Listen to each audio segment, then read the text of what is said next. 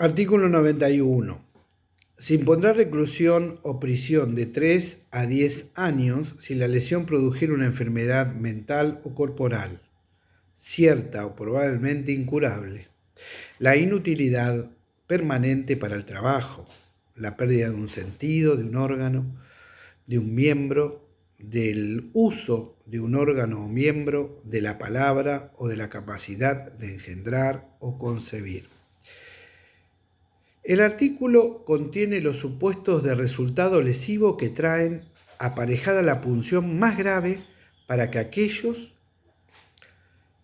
que realizan las acciones que los provocan. Se amenaza aquí con penas altas en su mínimo como en su máximo, de 3 a 10 años. La producción de enfermedad mental o corporal, cierta o probablemente incurable, inutilidad permanente para el trabajo, pérdida de un sentido, de un miembro, del uso o de un órgano o miembro, la pérdida de la palabra, la pérdida de la capacidad de engendrar o concebir, enfermedad mental o corporal, cierta o probablemente incurable, implica un proceso patológico. Ya no se trata acá de un debilitamiento en el estado de salud, sino que la exigencia normativa, y de allí mayor gravedad de la pena, es que ya haya producido una consecuencia de lesión infringida, una patología cuyo proceso no haya cesado. Debe establecerse si la enfermedad que se advierte en la víctima es cierta, probablemente incurable. Para ello es necesario determinar si la víctima podrá, a la luz de las posibilidades presentes y con pronóstico razonable, volver o no a gozar de salud. Si no fuera posible, estaríamos ante una afección irreversible. Es exigible para la tipificación de esta figura de un pronóstico de absoluta certeza o alta probabilidad. Si resulta apreciable porque persiste la evidencia, que así lo indica la víctima, que el proceso patológico desencadenado por la lesión, enfermedad, se encuentra activo, se está ante la presencia de una enfermedad cierta o probablemente incurable, aunque la gravedad haya disminuido. La enfermedad puede ser, como lo señala la ley expresamente, mental o corporal. Son mentales aquellas enfermedades que afectan las facultades psíquicas o mentales del sujeto. En esta figura deben incluirse los casos de lesiones que produzcan una enfermedad que lleva finalmente a la muerte de la víctima.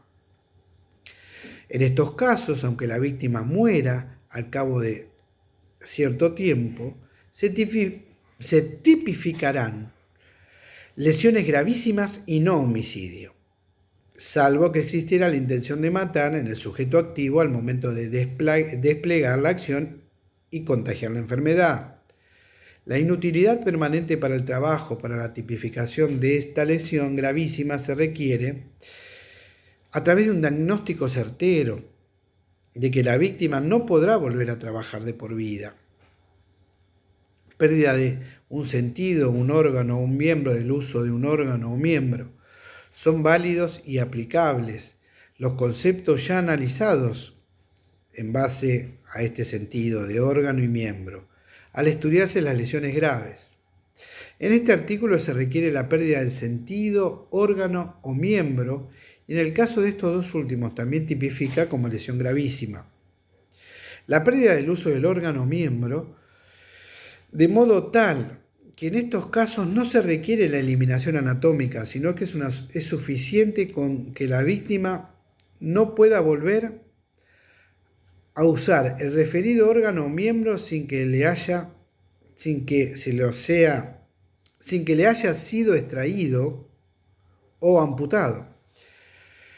Pérdida de la palabra. En este caso no se está ante una dificultad para expresarse o comunicarse, como es en el caso de las lesiones graves. Habrá lesión gravísima por pérdida de la palabra cuando la víctima presente una absoluta imposibilidad de darse a entender oralmente, siempre siendo indiferente a que se conserve la facultad emisora de sonidos cuando no exista posibilidad de articulación.